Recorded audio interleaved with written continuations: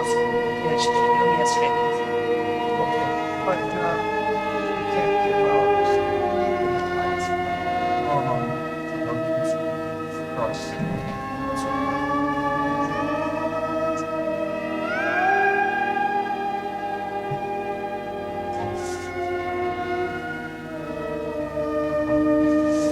Teka lang.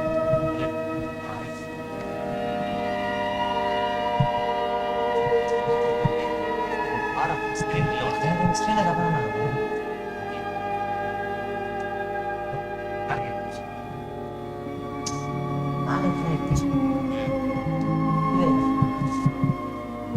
Okay ba? Oh, light ka natin.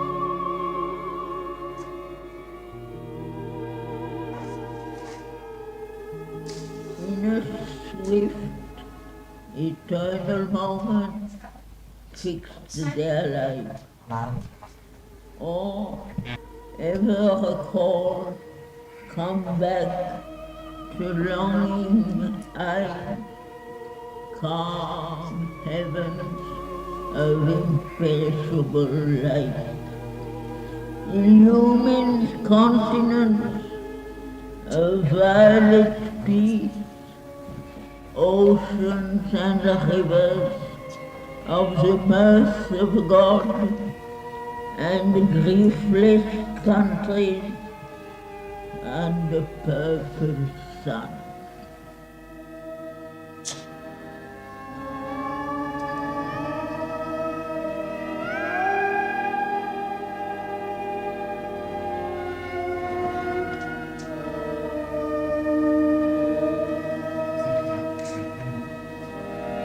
Yeah, people appreciate what they do.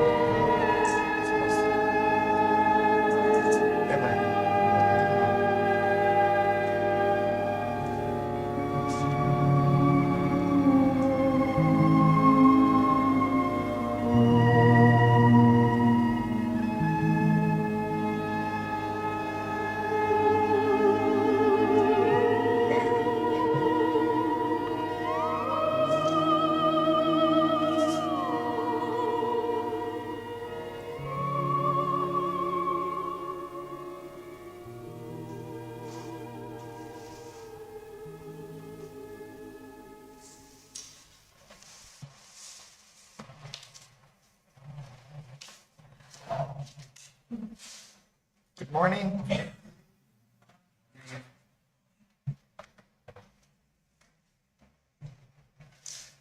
We're reading in Book 2, Canto 3, The Glory and Fall of Life. We've come to page 120. We've come to page 120. At the break,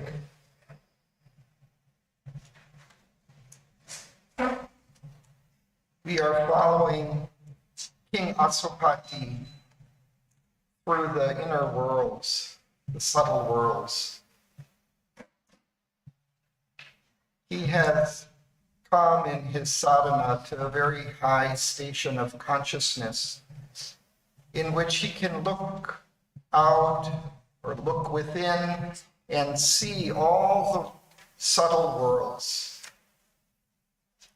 And he is kind of taking a journey now through those worlds, starting from the lower end. He began with the world of subtle matter.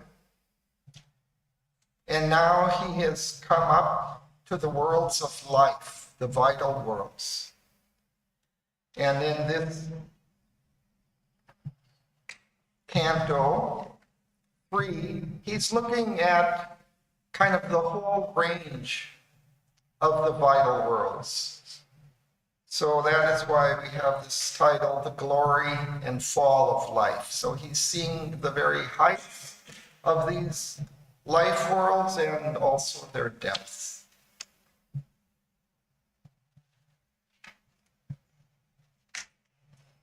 So we're reading kind of passage by passage through this canto. I was just looking for the cantos. So, God had to die, the kingdoms of the light. And after there is the descent into night. The descent into night is also in the right of the Lord. Yeah. The word of course, Lord. All this is right of the Lord. Yeah, we can say that.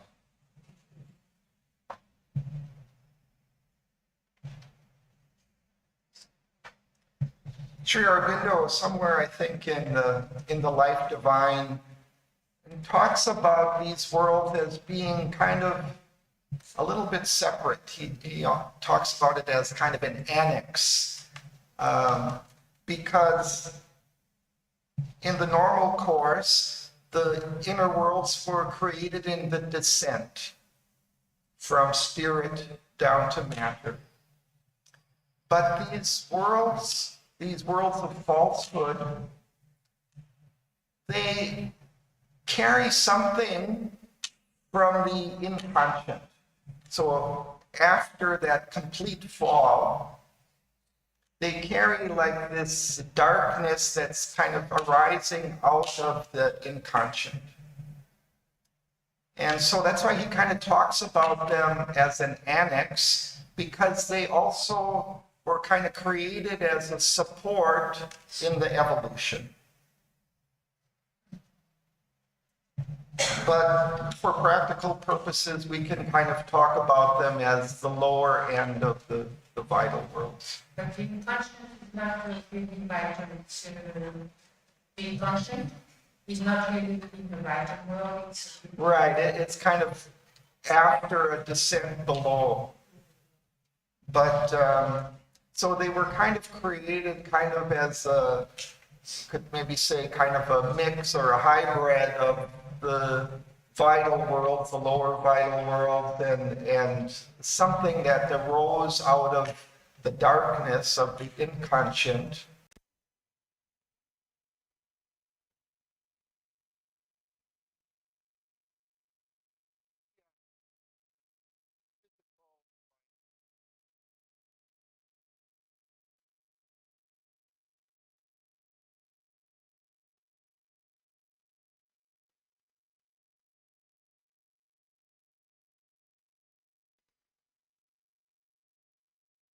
vital power of the Indian civilization.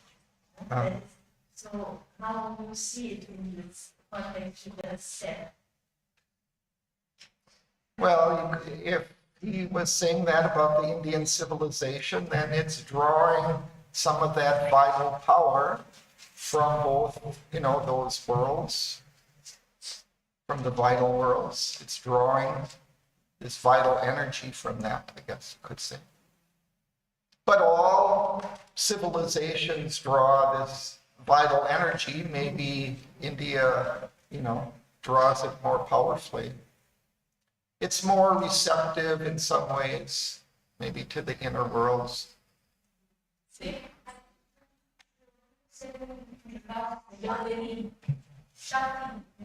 Yeah.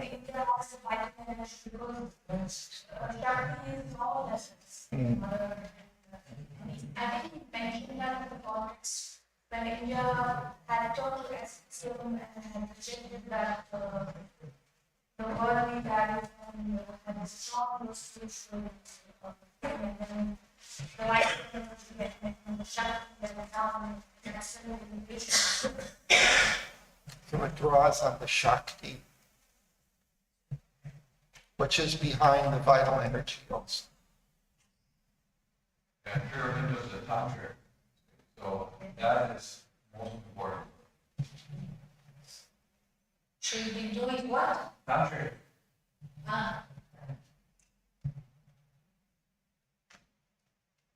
Okay.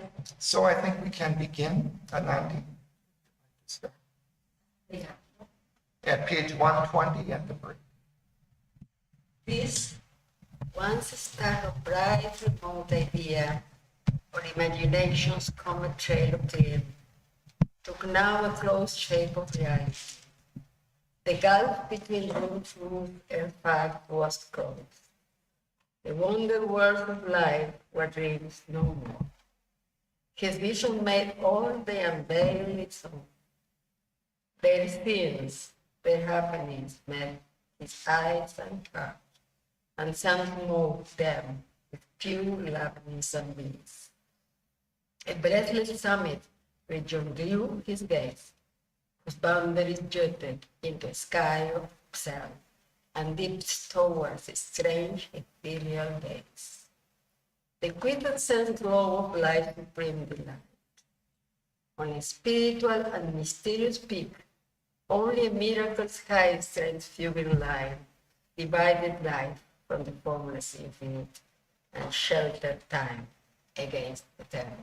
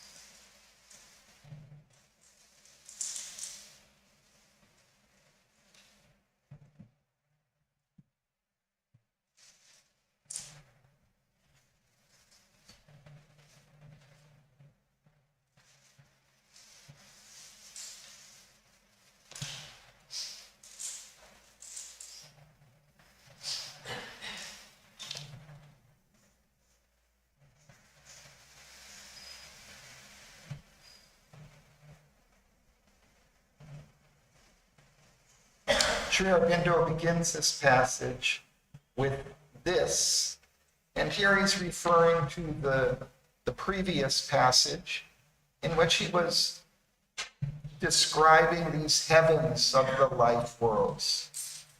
And he was kind of finishing with calm heavens of imperishable light, illumined continents of violet peace, oceans and rivers of the mirth of God, and griefless countries under purple suns.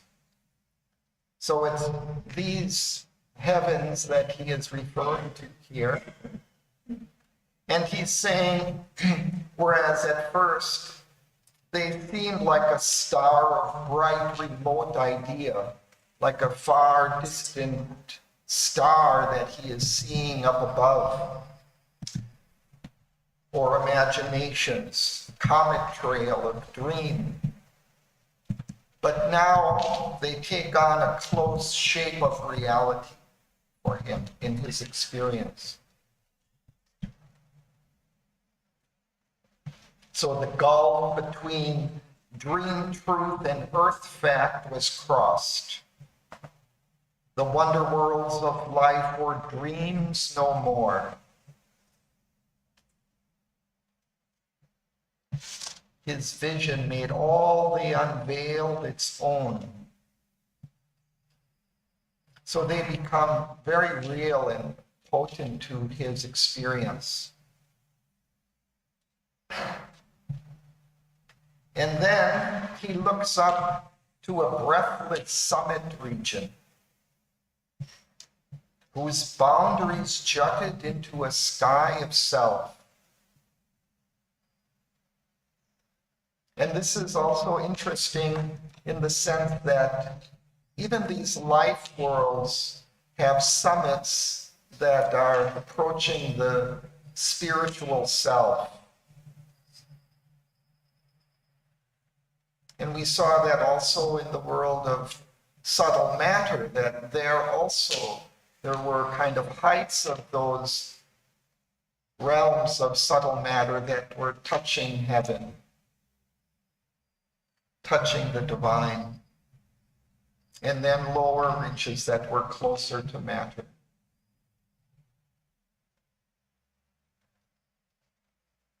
So here, these boundaries jutted into a sky of self and dipped towards a strange, ethereal base.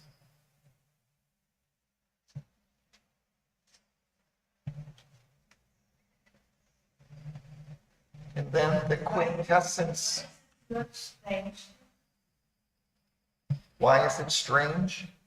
Yeah, it's a little bit unclear exactly this base of these vital worlds. He's talking of it as ethereal, which I don't know all the implications of that, what he wants to bring in here, but it's certainly not physical. So it's still kind of something of the subtle light energies. I'm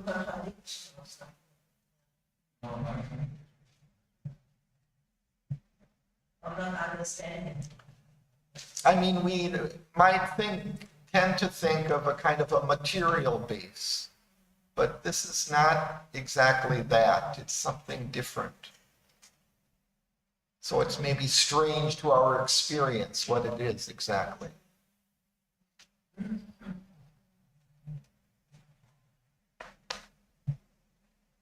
And then he says the quintessence glowed of life's supreme delight.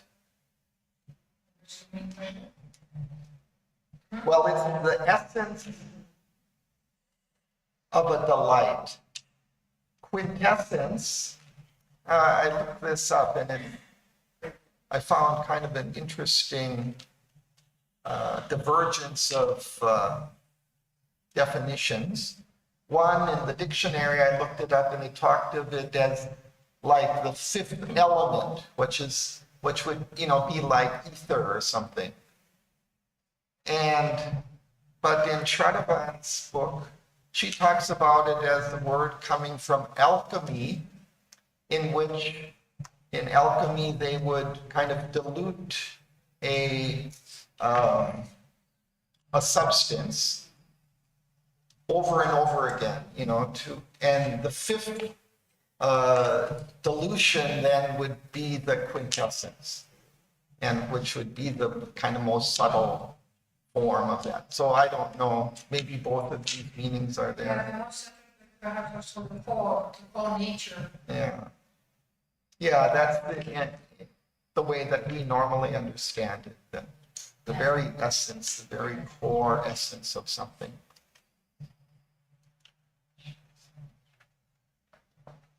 So the quintessence of life's supreme delight was there.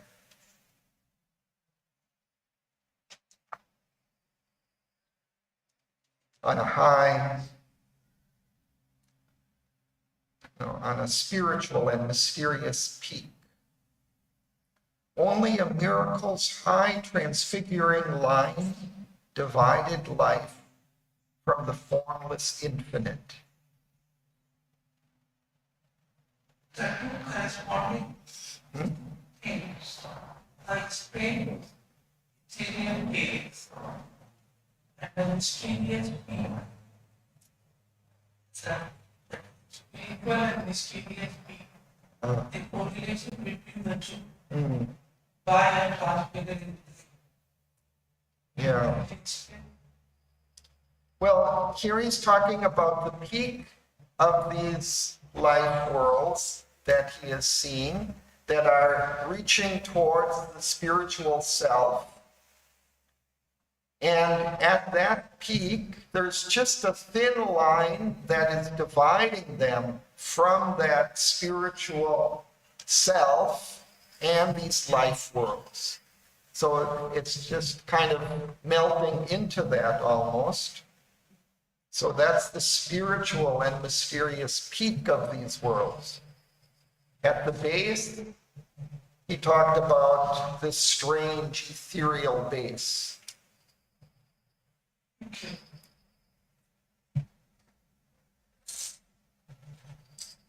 So only this thin line is kind of separating this life from the formless infinite, from that self, and sheltered time against eternity. That is interesting, no? As if time needs to be protected against eternity, which shatter it. Well, then it would sort of at some point it must sort of melt into eternity, to timelessness.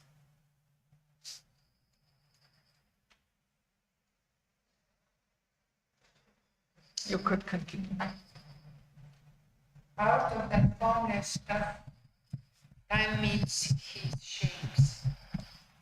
Eternal quiet holds the cosmic act. The protean images of the world force have drawn the strength to be, the will to last, from a deep ocean of dynamic peace. Inverting the spirit's apex towards life, she spans the plastic liberties of the one to cast in acts the dreams of her caprice, her wisdom's all that is her careless feet. He props her dance upon a rigid base, his timeless still immutability must standardize her creation's miracle. Thank you. It's fine.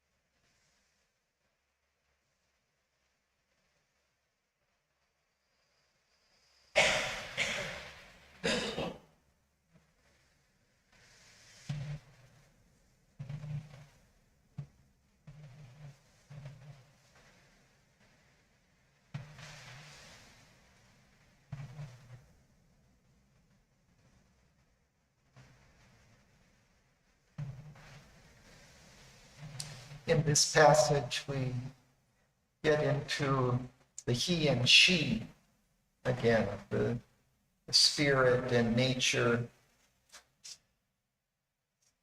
So out of that formless stuff, that's that spirit at the height of the life worlds.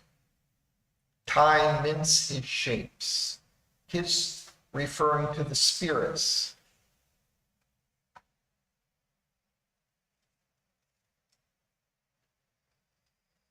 The eternal quiet holds the cosmic act. So here the spirit above is supporting these life worlds and the movement of energy and of time. The protean images of the world force. So protean means changing, referring to an ancient Greek god, Proteus, who was apparently a deity of the ocean that you couldn't really grasp and would change shape.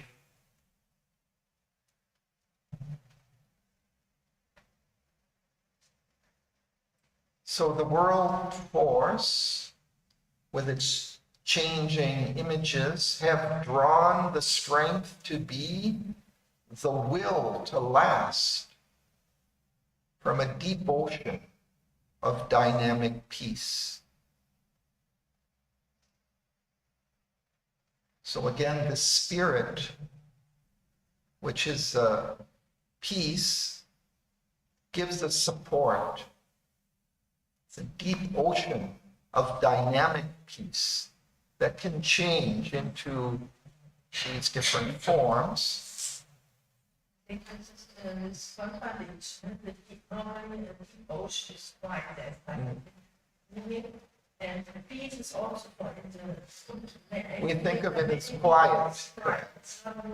Right. And she always speaks more in it, rather than dynamic. Yeah, it's interesting because it can also change. I mean, we have the deep ocean, but on the surface, it can move. But that piece of the ocean is there supporting that.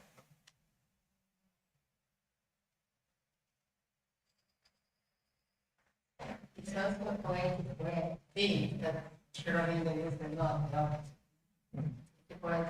Yeah.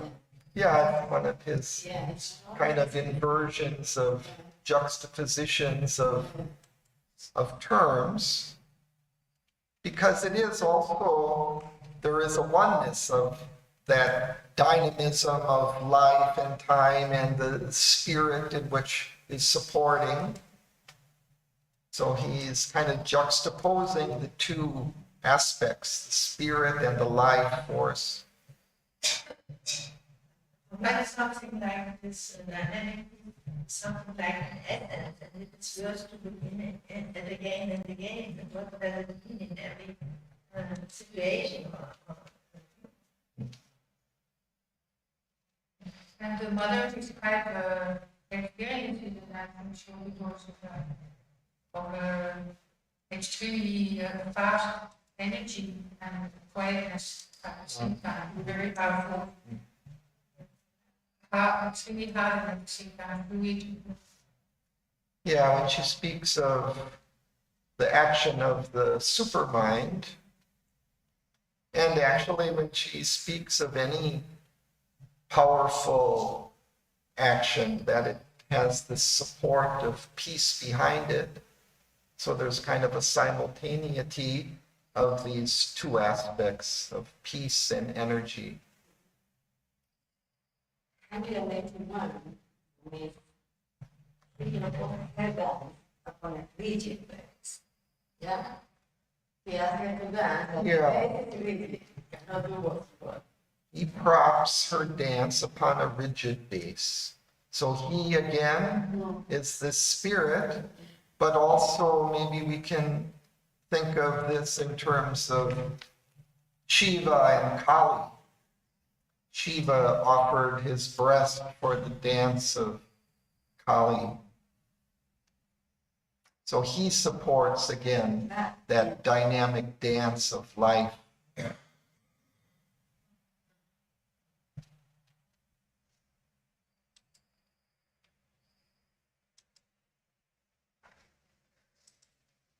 And this inverting the spirit's apex towards life reminds us of Sri Aurobindo's symbol, I suppose, of this triangle turned downwards towards matter.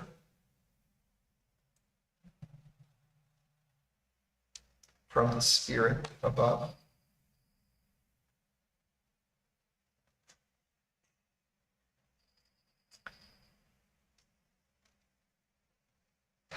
So she spends the plastic liberties of the one.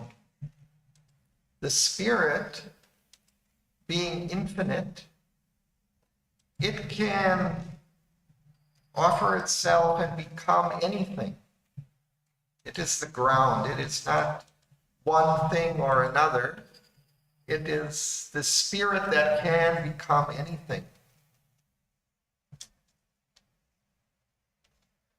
So that's why they're plastic liberties. They're changeable forms, and it's absolutely free in its creative energy to create whatever it will. And what is inverting the spirit apex towards that? Yeah, I was just speaking of that in terms of Sri Aurobindo's symbol. There are two triangles, one pointing upwards towards spirit and another pointing downwards. And this way.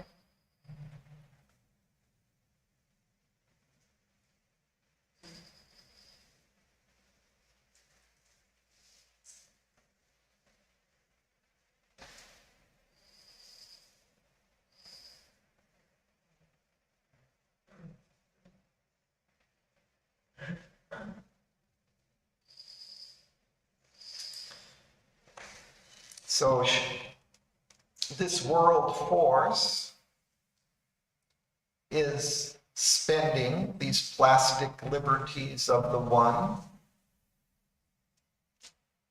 of the spirit itself, to cast in acts the dreams of her caprice. So caprice are kind of sudden, impulsive, kind of movements or actions.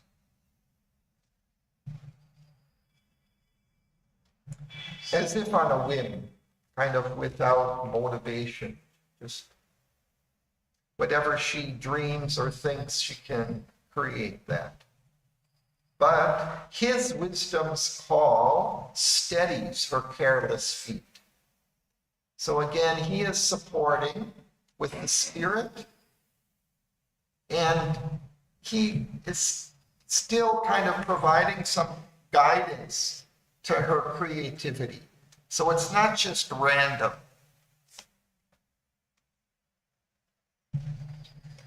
Excuse me. Here he and she become with the his wisdom and her careless feet. Yeah. So yes, this again is the spirit and nature. Spirit is him, is he. Spirit is he. Yeah. That's all. Yes. And nature, it's the world force. Here he refers to nature as the world force. He is also that spirit he'll be describing with this dynamic piece, the spirit's apex, the one. All these terms he's kind of using in place of spirit here. But indeed, it goes to return to the last line of 20. She refers to the God. Yeah.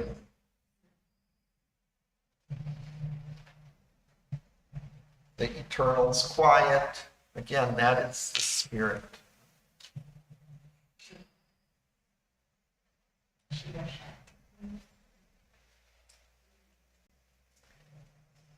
His timeless, still immutability. It's timeless, still immutability. It's unchanging steadiness, quietness, stillness. Must standardize her creation's miracle. She can create with kind of a caprice, with, just dream anything. But he steadies that and controls that, gives it some kind of form and direction.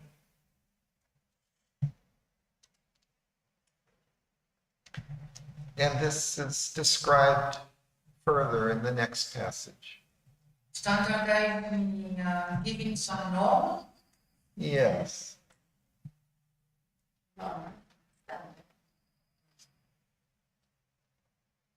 Also, like the last two lines, like the Lambda,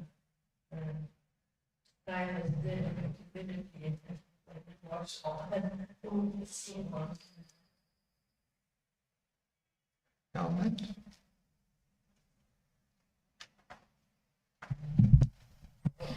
Of the void's unseen energies,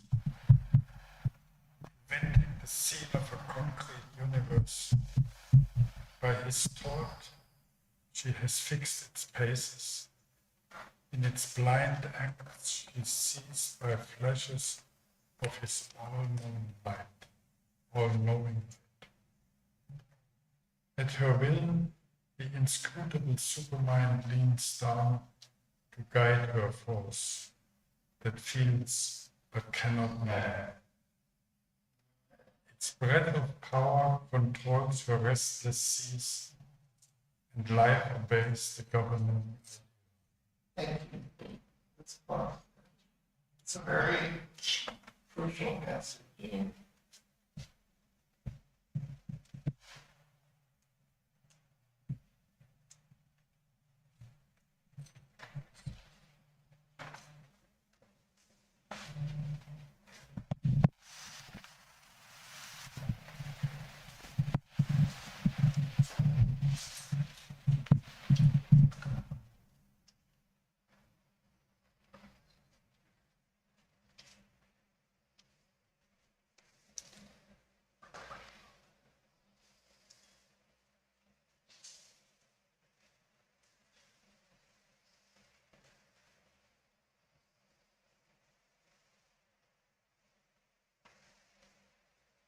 So I'd like to read Shraddhavan's commentary on this passage, which gives us a good understanding of what it is. She, the world force, has invented all that we can see around us on the earth, in the solar system, and everything beyond this scene of a concrete universe. Out of the void's unseen energies. So it's been created out of the void's unseen energies, from the visionless, unconscious energies of the void, the emptiness.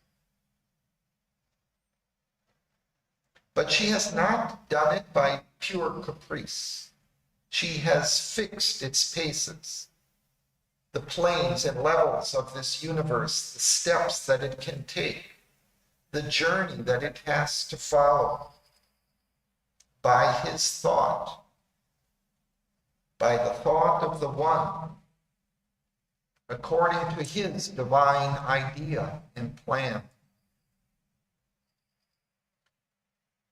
The material universe seems to be blind, unconscious, but amazingly, everything is perfectly arranged in its place.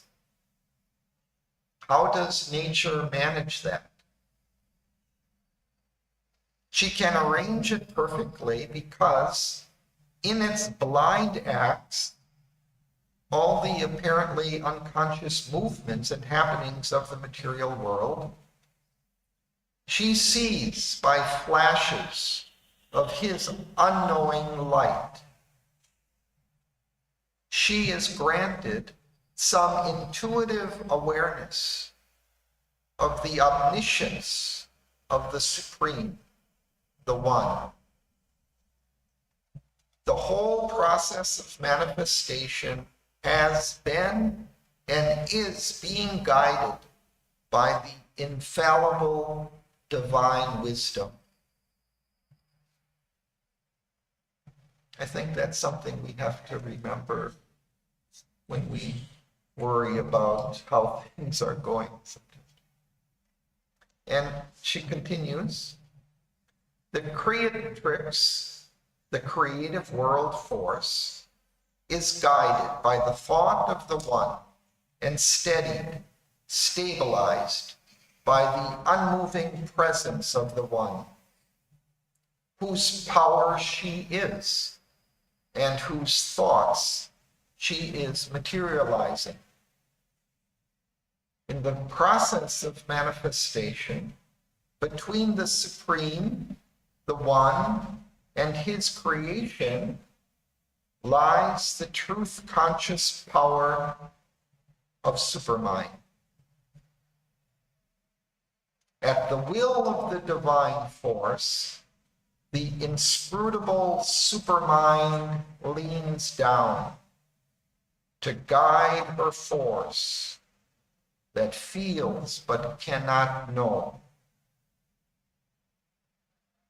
If something is inscrutable, it cannot be read or understood. It is mysterious and ungraspable. But that mysterious power of supermind leans down from its great height to guide the apparently unconscious movements of the creative world force. The breath of power coming from the supermind also controls the restless seas of her energies, so that despite all her apparent play of caprice, life obeys the governing idea, the divine idea, the original concept of what the evolutionary manifestation should be, which gets expressed through the creative supermind.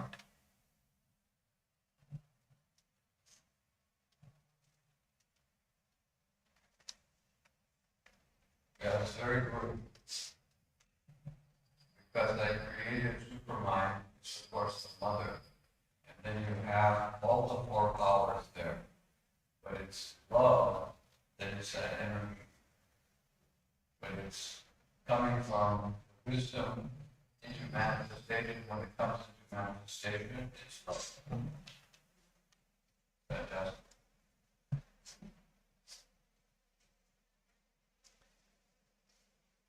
That brings to me when mother said, without me, you will be manifest.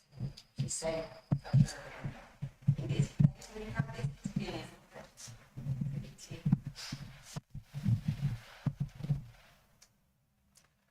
But it's especially, I think, important to just remember that the divine, the supermind, the mother is still behind all of this chaos and caprice and apparently unconscious movements that we see happening around us in our own lives. And that it's all being steadied and guided and moved in the direction in which it has to go.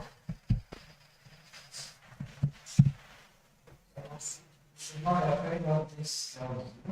Hmm? Not afraid of the stones. Yeah, we shouldn't be afraid of this chaos, right? He's giving us, he's always this great source of support and faith in Savitri, I think.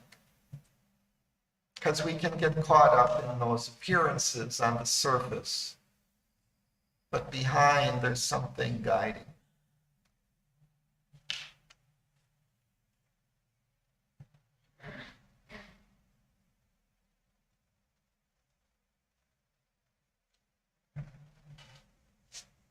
Nitya, would you like to put this?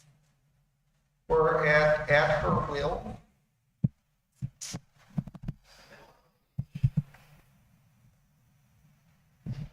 At her will, led by a luminous immanence, the hazardous experimenting mind pushes its way through obscure porcelains with transformations of an unknowing world. Our human ignorance moves towards the truth that machines may become omniscient. Transmuted instincts shape the divine thoughts. Thoughts house infallible, immortal sight, and nature climb towards God's identity. Thank you.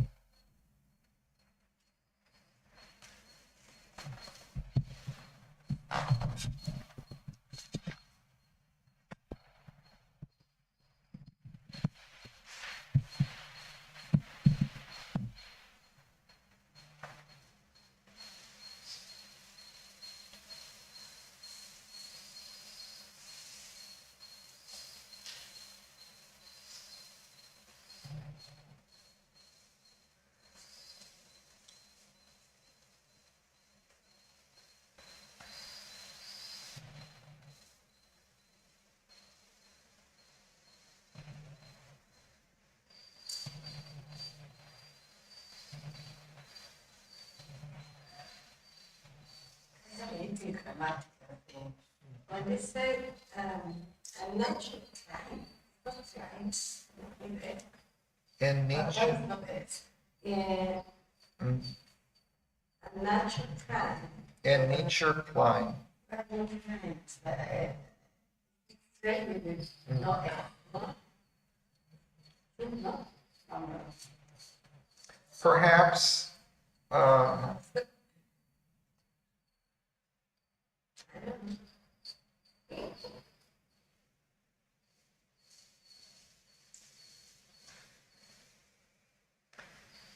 perhaps because he speaks of several different movements just prior to that.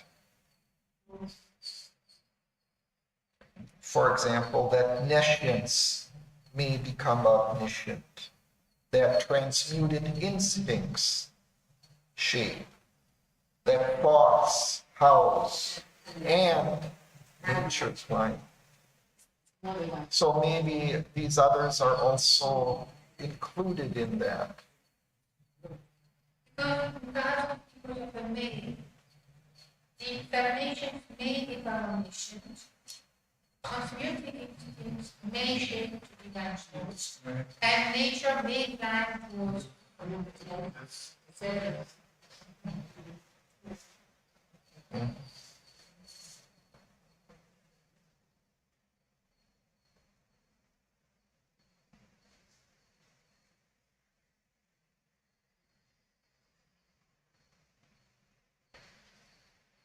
In the first line, we get he and she together here, at her will, led by a luminous immanence. So that luminous immanence within is he, that spirit.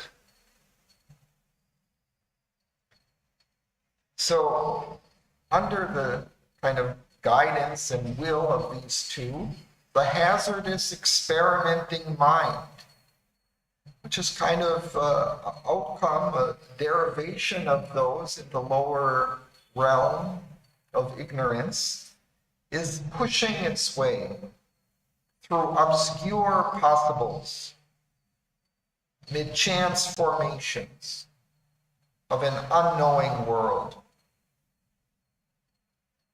Our human ignorance moves towards the truth.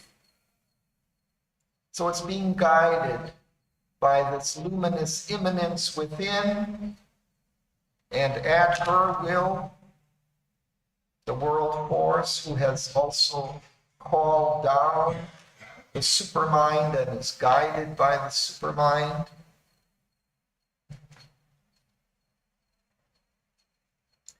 So that mind is moving amid these kind of obscurity of the ignorance of the unknowing world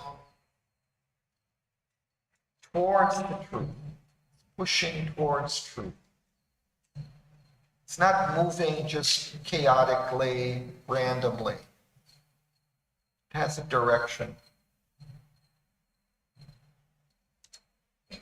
and a purpose, that nescience may become omniscient. means you saw that. Our human ignorance moves towards the truth, so that the Yes. we become omniscient. Yes. Kind of with that purpose, yeah.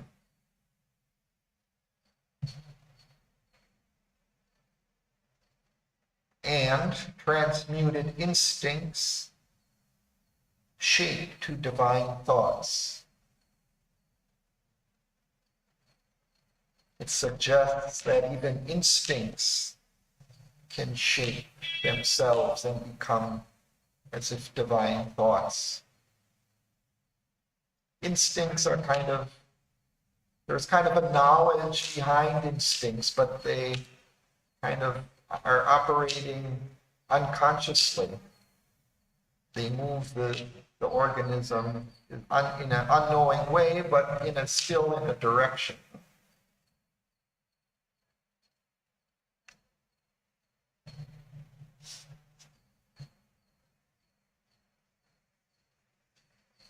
And thought could become infallible, immortal sight. It's moving towards that.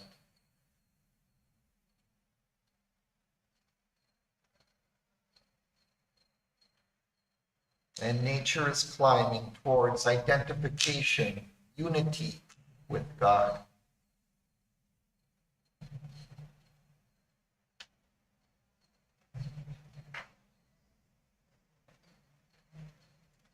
B, would you like to continue? Or you have something on your mind? B, would you like to continue? The master of the world's self-made her slave is the executor of her fantasies. She has canalized the seas of omnipotence. She has limited by her laws the illimitable, the immortal, bound himself do her works. He labors at the tasks her ignorance sets, hidden in the cave of our mortality. The worlds, the forms her goddess fancy makes have lost their origin on unseen heights, feel severed, straying from their timeless source, even deformed, obscure, accursed, and fallen. Since even fall has its perverted joy, and nothing leaves out that serves delight. These two can to the peaks revert, or here cut out the sentence of the spirit's fall, recover their forfeited divinity. Thank you.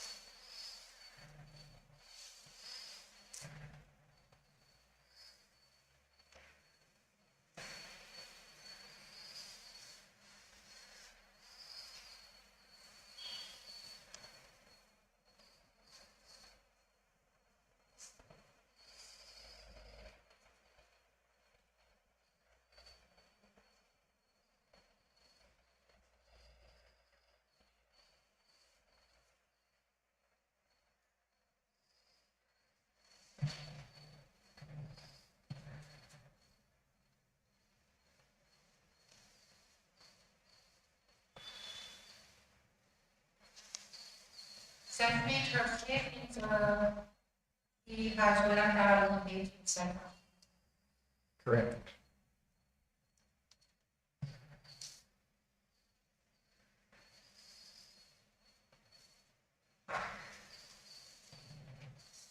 It reminds me also of, there's a passage, I think, she was just saying this line of self made her slave, that he has willingly become nature's slave. And here this master of the worlds, so here he seems to be kind of referring to becoming the soul within nature. So that soul is also the master of the worlds, but he's become her slave. Now he is within nature as the soul. And he is the executor of her fantasies. So now he is here, kind of working out within nature her fantasies. And she has limited his omnipotence. She has canalized the seas of omnipotence. She has limited by her laws the illimitable. So that's him now within nature as the soul. The immortal bound himself to do her works. He labors at the tasks her ignorance sets, hidden in the cave of our mortality. So again, that suggests the soul hidden within us hidden within the depths of our being, behind the cape, the cloak of our mortality.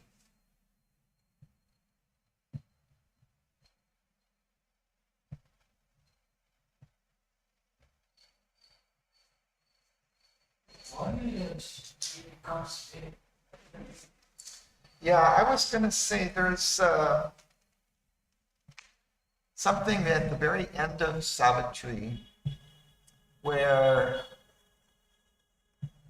when Savitri goes to the Supreme, this must be in the final canto, and he says, I will make of you, or my slave, slave of God, and I will do with you my works in time. And it's as if Savitri will become the slave of God. And it kind of refers to kind of this highest form of surrender, in a way, to the divine, in which one just is moved by the divine like a slave. One has no choice anymore. One is just taken up by the divine. But it's a white slave or beautiful slave of God. Yeah, that's the line. Oh, beautiful It's slave. freedom. Freedom. Even God's freedom. And it's, it's some, I think it's a term that comes even in like the record of yoga, and it's like a Sanskrit kind of form of this. Yes. But doesn't it refer to the identity? Because in the supramental world, there is no slave and master. Yeah. So once the identity takes place, these two polarities are joined. Yeah. So that's where we're going. That's the object of evolution, where there's no separate identity. Yeah. And he uses that word identity above. Yeah. They're moving into this identity. Yes.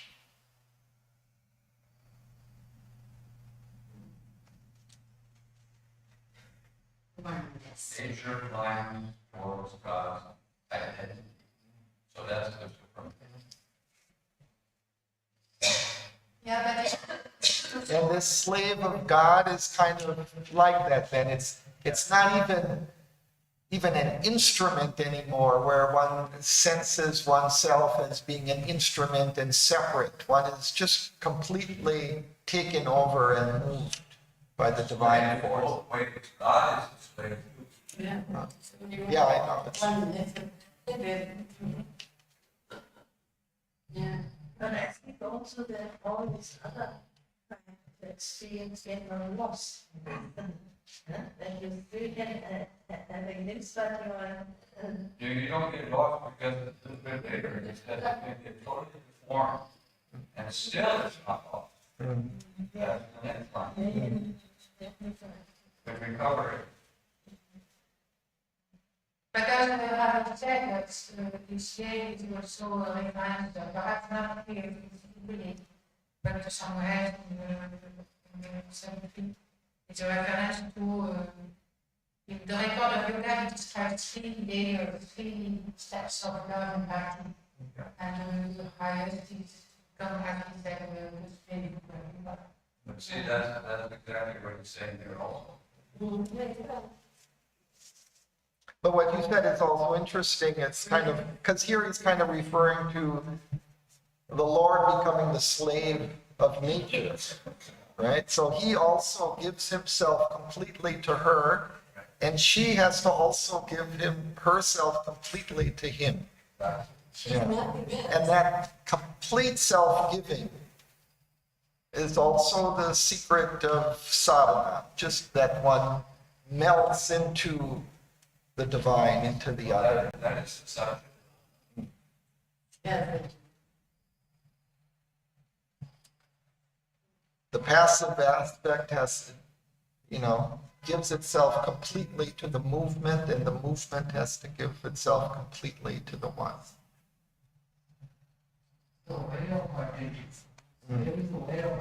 Yeah. And this deformation and perversion. I mean, also he gives, kind of a rationale for that, she just is going to go into every possibility if there's some joy to be had there.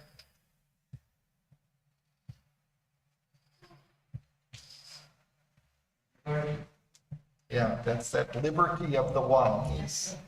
He doesn't have our kind of moral standards. I mean, he's absolutely free. You can't use this as a judgment. Yeah, exactly.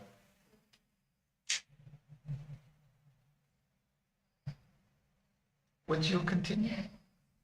And once.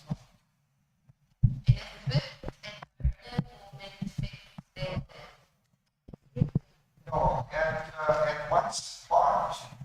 270.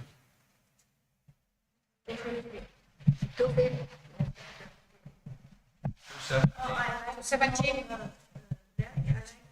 God wants to cut out the sentence of the spirit's soul.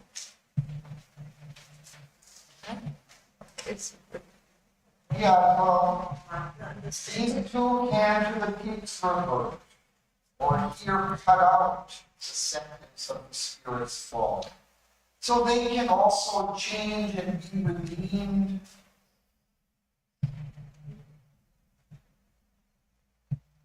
Maybe cut out the sentence and eliminate that kind of suffering consequence of that fall.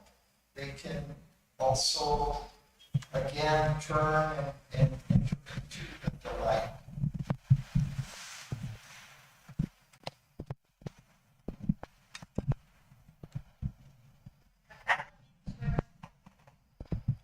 Eliminate.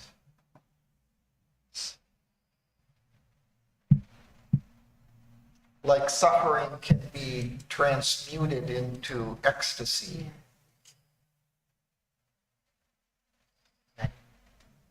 Daddy?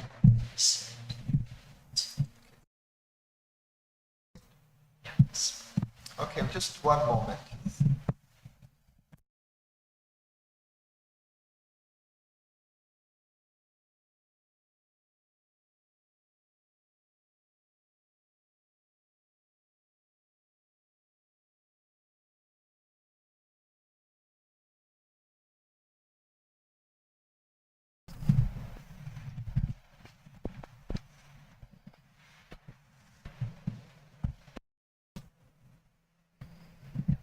But you want to go there?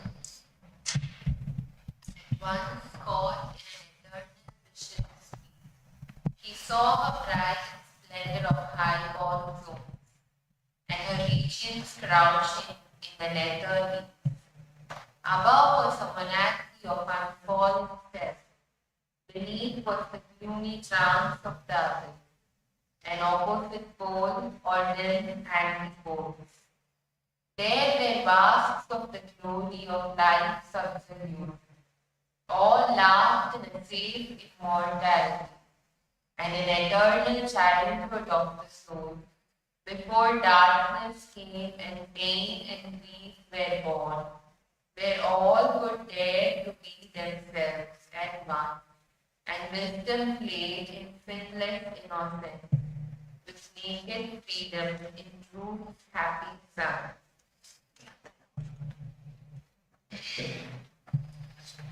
There were births of her laughter and dreadful irony.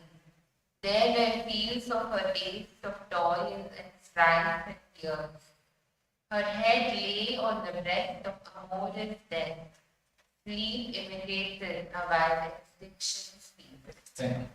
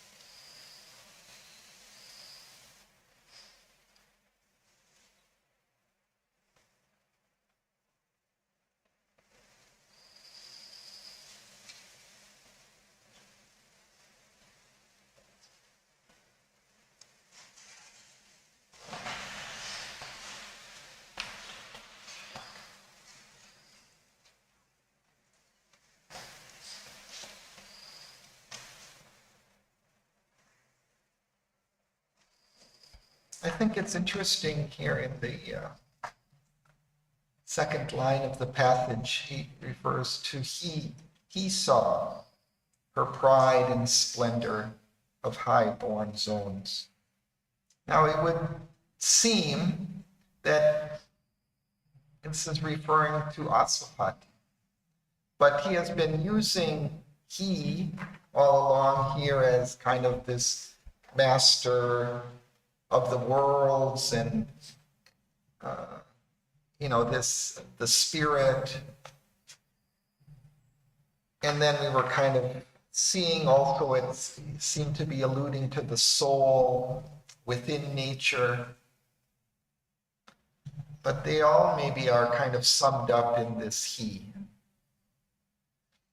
But anyway, whoever this he is, he's kind of looking and seeing both the heights of the life worlds and the lower reaches, the regions crouching in the nether deeps. Nether? Lower, low, under. Not only low, but crouching. Yeah.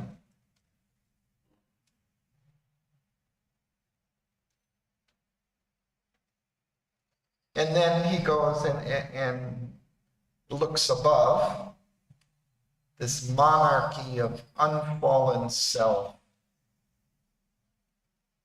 And then beneath was the gloomy trance of the abyss. An opposite pole, or dim antipodes.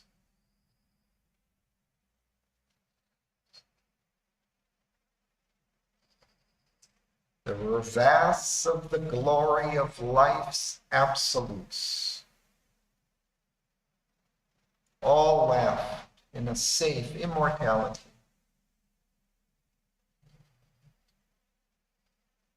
These are the heavens of the life, immortal, and an eternal childhood of the soul.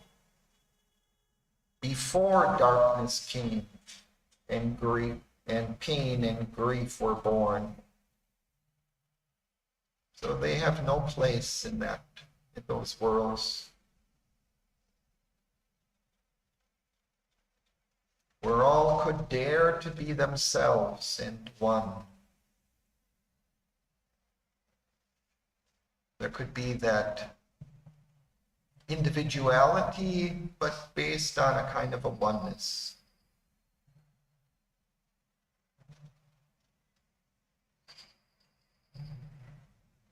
And it's a beautiful couplet. And wisdom played in sinless innocence with naked freedom in truth's happy sun.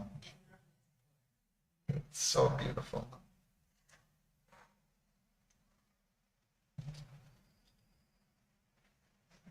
And it reminds us of children playing with that kind of innocence and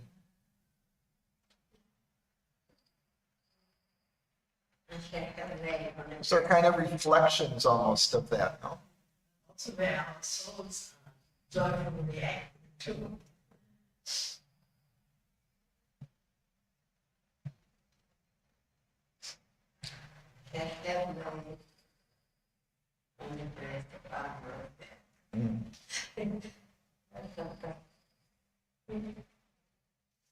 Yeah, and before that, B, you want to say?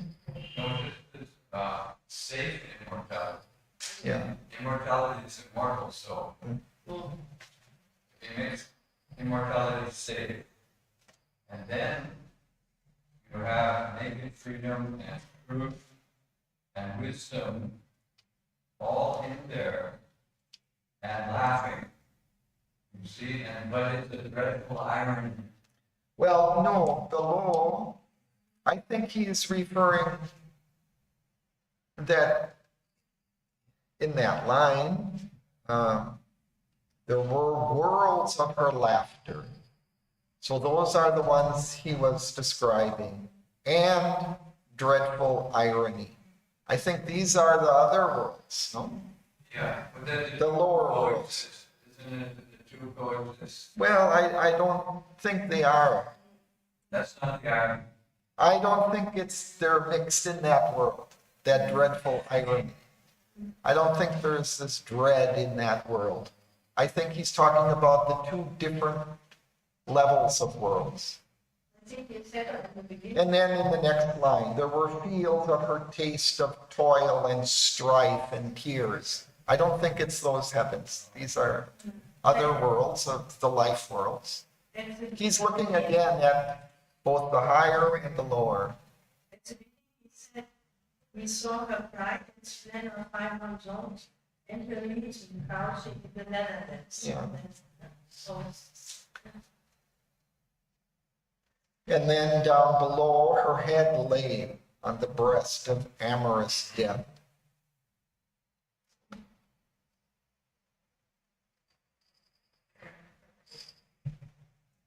Where sleep imitated a while extinction's peace.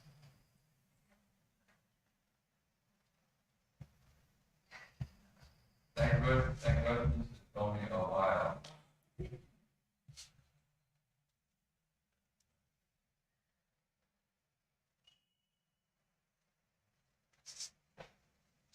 But is that our sleep that imitates? Everybody, but you see, it only is a test. So we understand the opposites. They get reflected in our life too. This sleep of extinction and these heights. in that for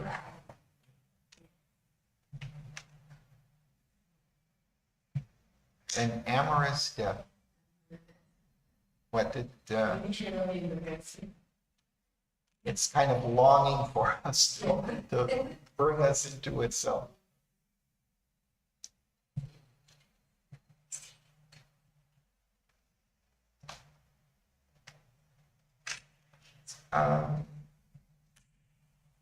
Margaret. Yeah.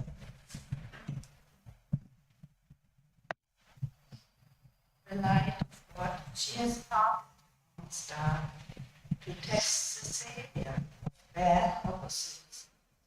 Revealing in its heart that moves and use that woven strings mutable design. His light, forward with stream in time, his nature's constant fixed mobility, his soul, the moving pictures change fulfillment, his cosmos chaos of personality. The glad creating's circumventing touch has turned to petals and power in sound dream, made a passion flame of its fathomless mystery.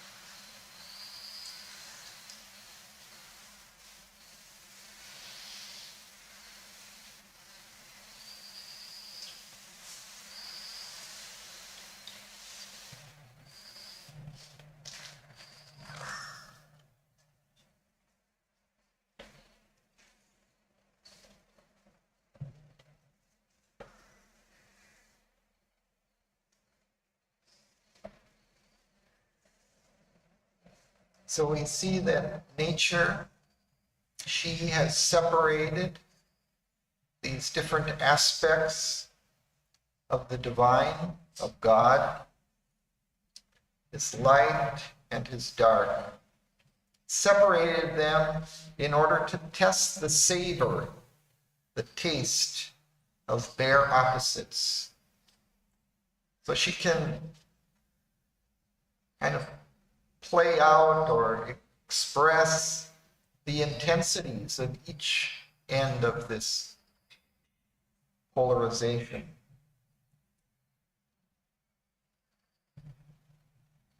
And then here, mingling in man's heart, their tones and hues. So she separates them into their extremes so that they can play out those, potent expressions of each. And then she mingles them in mankind's heart. So they both get mixed here.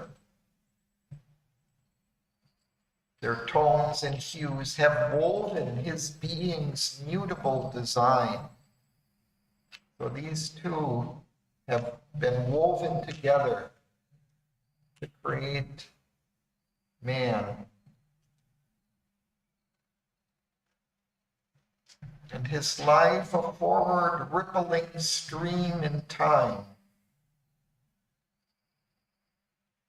So in a sense too, it's this evolutionary journey that we go from the dark end to the heights of the spirit, to the light. It takes place over the course of time. His nature's constant, fixed mobility. Yeah, there's again a juxtaposition. It's always changing, but also, I guess, maybe because based on the one, that it's always kind of, there's a steadiness to it. But also, I mean, we kind of are always changing, but it's always the same in some way.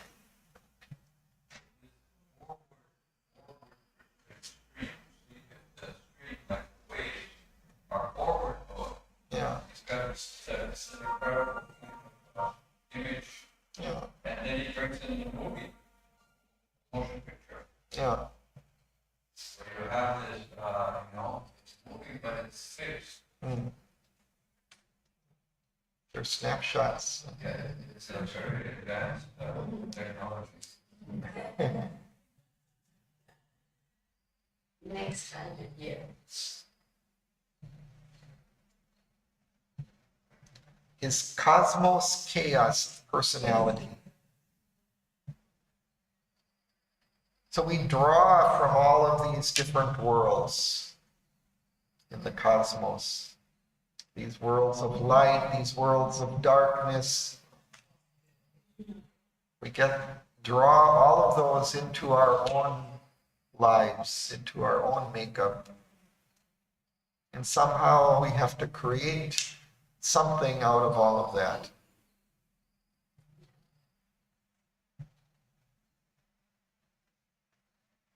The grand creatrix with her cryptic touch has turned to pathos and power, being self-dream.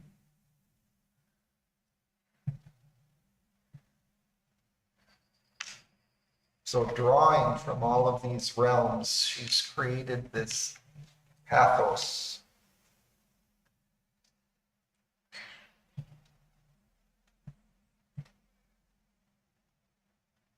Made a passion play of its fathomless mystery.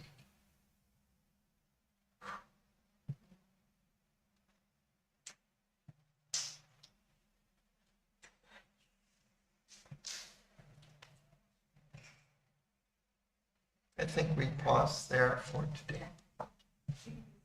It's, our cosmos cares of personality and from feminist mystery, really we have to take in again and again and look at the things, how they are in it, what is going on. Yeah, we're such a mix of different tendencies and personalities within ourselves. playing out this drama of life. What's so good is playing God is Yeah. not so mysterious. What is music?